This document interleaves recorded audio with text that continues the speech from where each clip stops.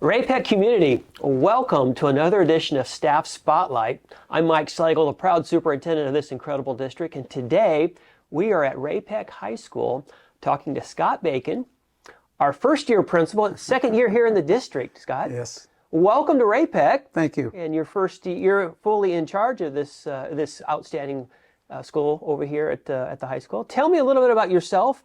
What brought you to Ray-Pec, and a little bit about your family background? Well, I am, first of all, a native Kansan, and we won't hold that against you. Yeah, that's right.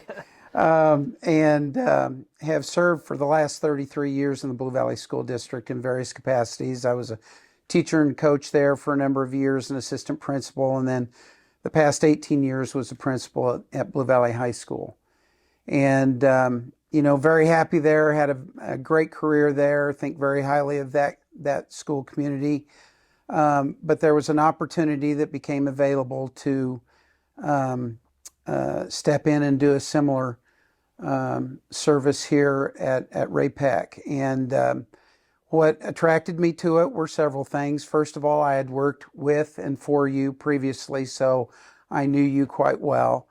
And the community is very similar to the community I served in Kansas, which is only about 15 miles away if you throw a rock between the two buildings. So, Blue Valley High School was the original school there. There was a lot of pride and tradition in that school community. It was the big deal of that community. I see the very same thing here at Ray-Pec. Tremendous tradition, tremendous pride, and Ray-Pec High School is a big deal in this community. So I felt like there would be a pretty good fit based upon my previous experience.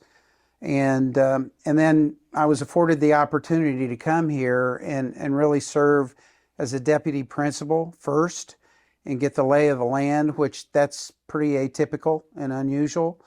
And I greatly appreciate that opportunity because it gave me an opportunity to work with Stephen Miller, who was absolutely first class, and shared anything and everything that I needed to know.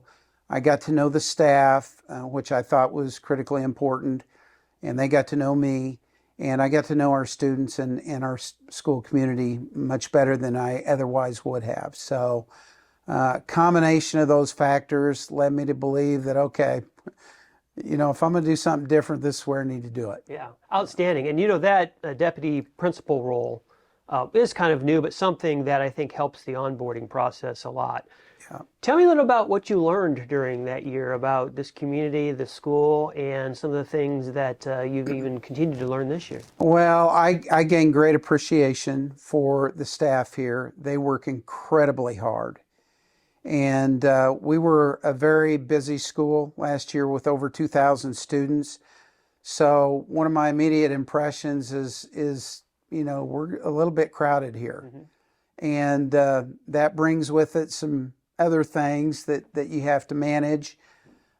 So I was excited about the fact that we were going to downsize a little bit and maybe be able to create a more personable, intimate environment between our staff and our students in the sense that we're not bumping into each other in the hallways, and we can get to know our students better on a more personal level. And I've seen that transpire over the course of the year already. Just the opportunity to see differences and how those differences play out, see similarities and how those similarities play out. I think one thing that when there's a transition, people are concerned about change. Mm. And there are some things that I knew that I did not want to change. There are some things that if I felt like we were going to change the way we were doing things, I needed to calculate those carefully so that they didn't seem overwhelming. And we've done both. We've left a lot of things the same, and we've changed a few things that hopefully will help us move forward in a more productive way. Absolutely, and I'm sure it will. As principal of a high school, especially here in Ray-Pec, you are the man in the fishbowl sometimes.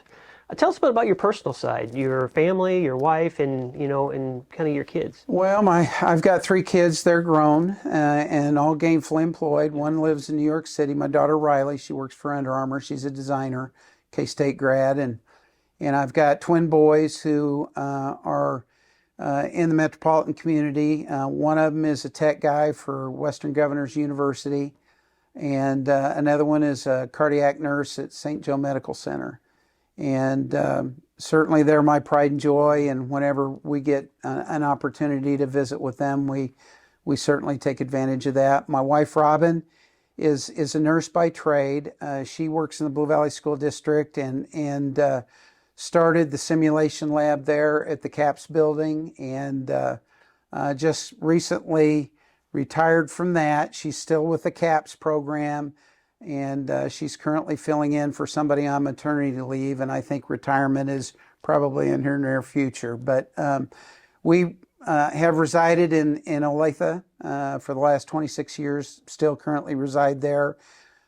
Fortunately, it's a pretty easy commute. I only have one stoplight, and it's right out in front of district office. So it's a pretty easy commute.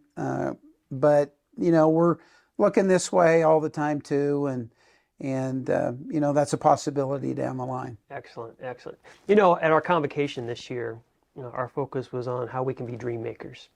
And we talked about at our staff time together that we are called to make the dreams of our students a reality. What does that mean to you? And as you look to this year and beyond here at Ray-Pec, how are you going to be a dream maker?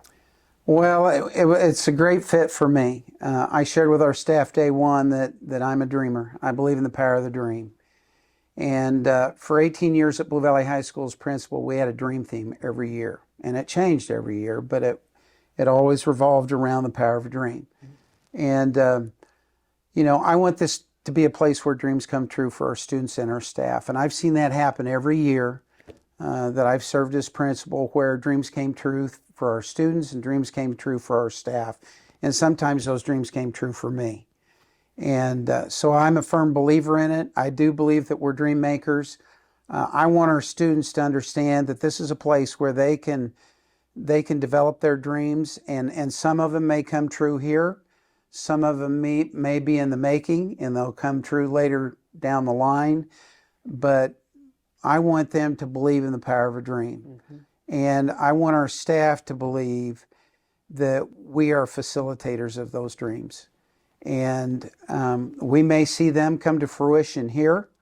They may come to fruition down the line for our students. And I think one of the greatest rewards for a teacher is 10, 12 years down the line, you get a phone call or an email from a former student who is now thriving and maybe has a family of their own, and they reach out to you and just say, hey, you know what, I know it's been a while, but thanks for believing in me. Thanks for encouraging me. Thanks for challenging me. Just want you to know I'm doing okay. Yeah, that's awesome. And I don't know that there's a greater reward for a teacher. Yes. Scott, I'm glad you're here at Ray-Pec High School to build on the tradition of excellence that's been laid before you. You're going to take the baton and run with it from there. Thank you for being a part of this team and for making the dream work for our kids. Well, thank you for having me. Yes. Ray-Pec community, that was Scott Bacon here at Ray-Pec High School, principal and dream maker. Tune in a couple weeks, we'll have another special guest. Until then, keep smiling and we'll see you soon.